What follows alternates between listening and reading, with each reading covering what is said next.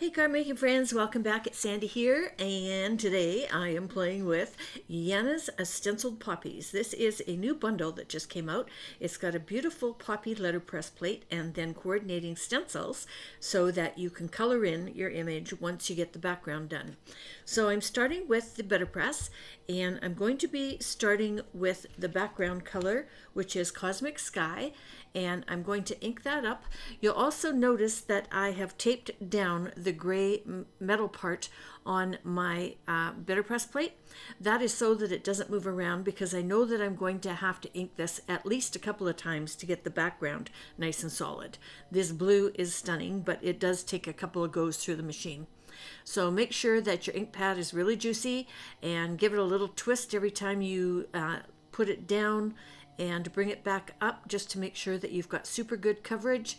And then make sure you're putting the top piece on with the paper going the same direction. And I put an extra piece through there just to push it down a little bit harder to try and move as much ink as possible. And I'm going to stencil right on top of the lid of my BetterPress. Paper's already there, why move it? Just adding a little bit more tape when I tape down.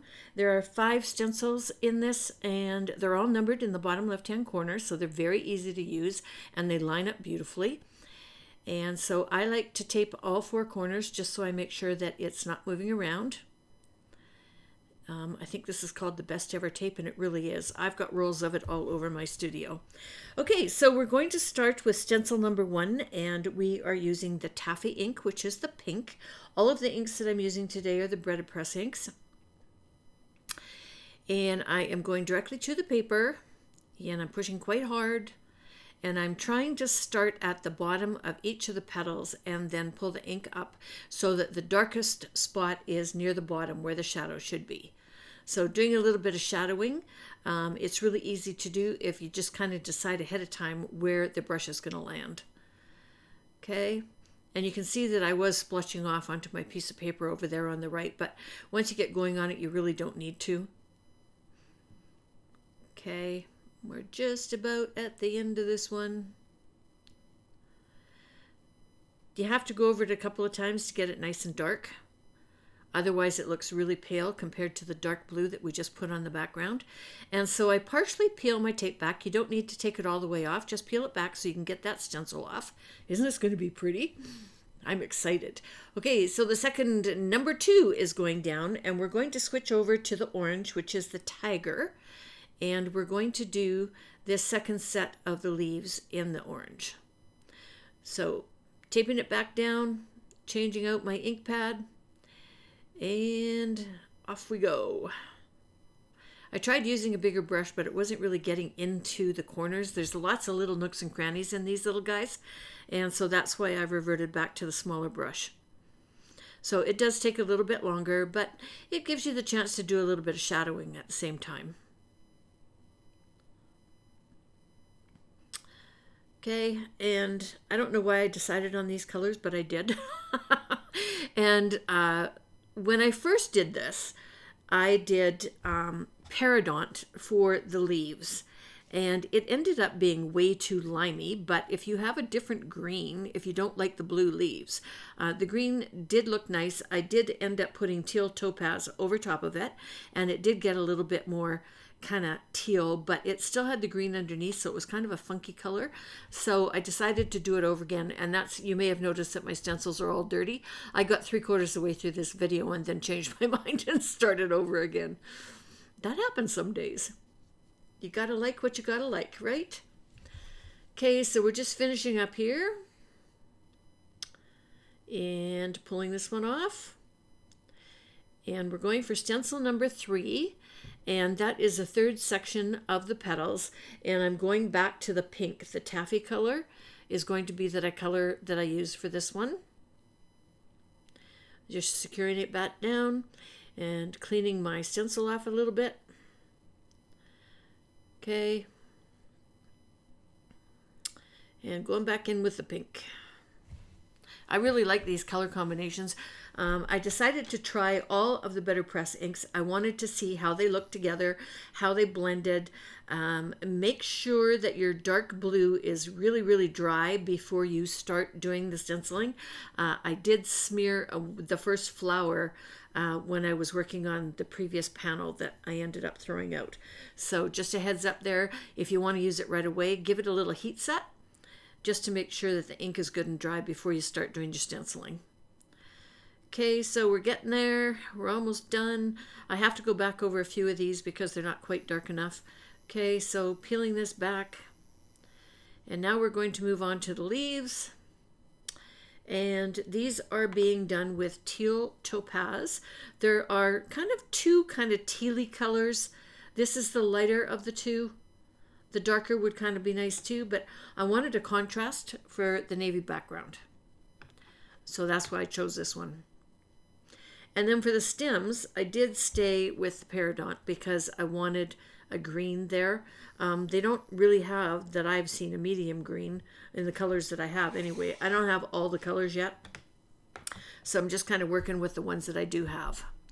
And this is bigger spaces, so this works up quite quickly.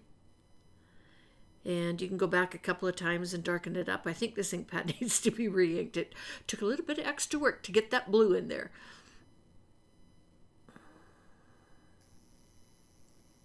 Okay, we're almost done. This is a really fast card. It's really fast and easy. Okay, peeling this back, and then stencil number 5 is the stems. And you just got to make sure you got it on there correctly, and it's right side up if you have the number in the bottom left-hand corner. Okay, and I'm switching to a smaller brush. This is a Ultinew brush to really get into the little nooks and crannies, because these are so long and skinny. And you want to make sure that in your circular motion that you circle forward and reverse so that you get both sides of the stencil. Otherwise you end up with white spots, and they really, really show up when you're finished. Okay, so the stenciling part is done. And didn't she turn out pretty? I think I forgot to tell you at the beginning of the video, I made this piece of cardstock a little bit, a 1/4 inch bigger all the way around than a finished 4 1/4 by 5 1/2, so that I had room to trim it out when I was done. Okay, for the flower centers, I've gone back in with the saffron, which is the darker yellow in the BetterPress. And I'm just using a tiny, tiny little brush. I think that one's from Waffle Flowers. It's the 0. And just coloring in any of the centers. Normally I probably would do them in black, but because I've outlined them in dark blue, then we lose all the detail. Okay, so I cut my pieces down. The art piece is 3 7/8 by 5 1/8. There is a 4 by 5 1/4 white mat. The card front is waterfall, and it's 4 1/4 by 5 1/2. And then there's a top folding A2 sized white card base, 4 1/4 by 11. And that is scored and folded at 5 1/2. Okay, so then I decided to add some foam squares in between these two panels, and that adds a little bit of depth. And I like to stick like 9 on, just so that there's some in the middle and all the corners, so it doesn't cave in when you're mailing it to somebody. It looks nice when it gets there. Okay, and you want to just center that. Okay, so let's talk about sentiments. I have You Are Beautiful, and they are done with the Wonderful Script Sentiments and the Hello Friend Anemone Blooms. I always say that word wrong, and I know you're going to correct me on it. Anyway, you'll notice in the pictures that I changed this. I started taking my photos after this video was done, and I absolutely hated the black. And so what I did was I gold embossed it on a piece of waterfall and cut it out again, and I just glued it right over top of the black. So it's got a nice little shadow underneath of it, and it looks great. But I kept with the same sentiments. And so my final is Color Essential. I did the Spectrum Aurora Borealis gems for this little guy, 2 at the bottom and 3 up near the top. So I hope you enjoyed today's video. If you did, please consider giving me a thumbs up and sharing it with your friends. And everything that I've used today is listed underneath this video. There's also a link over to my blog where I give you the card measurements, because I know I spoke quite quickly when I went through them. I give you the complete breakdown over on my blog for each piece and all of the products that I used today. So thank you so much for watching, and we'll see you again soon. Here's a couple more videos I thought you might like.